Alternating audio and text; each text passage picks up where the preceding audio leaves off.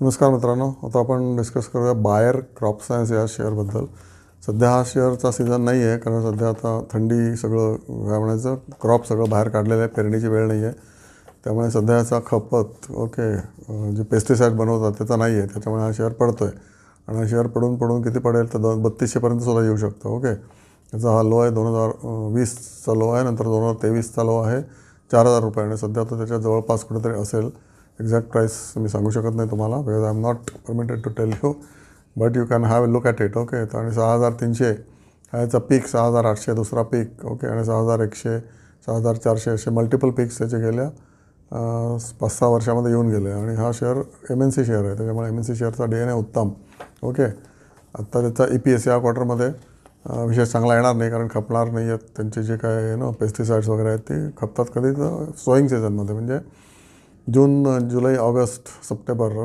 या सीझनमध्ये भरपूर यांचा खप असतो, त्याच्यामुळे तेव्हा हा शेअर पिकला जातो. तर एका वर्षाची ट्रेडिंग तुम्ही बेट बरेचसे लोक घेत असतात. तुम्हाला मी सांगतो आहे, एक वर्षाची ट्रेडिंग बेट कशात घ्यायची, ते सीझनल शेअर्स आहेत. ते सीझनल शेअर्स त्याच्यापैकी क्रॉप सायन्समध्ये बायर क्रॉप सायन्स हा एक शेअर आहे, PI इंडस्ट्री दुसरा शेअर आहे, किंवा पेस्टिसाईडचे जे शेअर्स आहेत ना, इन्सेक्टिसाइड्स इंडिया किंवा रॅलीज इंडिया, हे सगळे सीझनल शेअर्स आहेत. मग एका वर्षात ते वरती जातात X टाईमला, आणि Y टाईमला परत बॉटमला येतात, आणि परत पुढच्या वर्षी तीच तऱ्हा त्यांची रिपीट होत असते. ते तुम्हाला ग्राफवरून नक्की कळेल. पण कशामुळे हा ग्राफ पडतो आहे आणि वाढतो आहे, तर त्याचं कारण मी तुम्हाला आता सांगितलं की त्यांचं सेल्स जसे होतात त्या क्वार्टरमध्ये प्रॉफिट चांगला होतो, तर हे मार्केटला आधीच कळलेलं असतं. आणि टिपिकली आता काही गुपित नाही आहे, सगळ्यांना माहिती आहे. तुम्हाला माहीत नसेल. फेस व्हॅल्यू याची 10 आहे, MNC शेअर आहे. ROC 25% आहे, ROE 20% आहे, इक्विटी 45 करोड आहे, म्हणजे काय जास्त नाही इक्विटी. कंट्रोलमध्ये आहे. नंतर लोन ह्याच्यावर 0 असतं.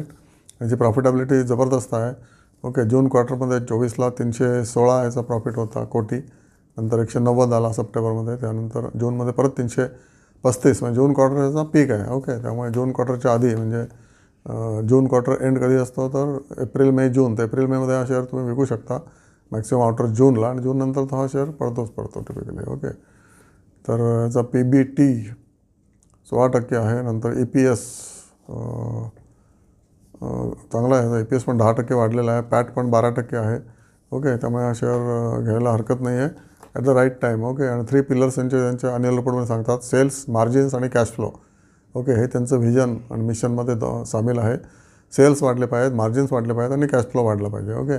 DIकडे 11% आहेत, पब्लिककडे 13% आहेत, FIकडे 4% आहेत, आणि कंपनीकडे स्वतःकडे 71% आहे. डिव्हिडंड कन्सिस्टंटली उत्तम डिव्हिडंड देत असते. तसा हा बायर क्रॉप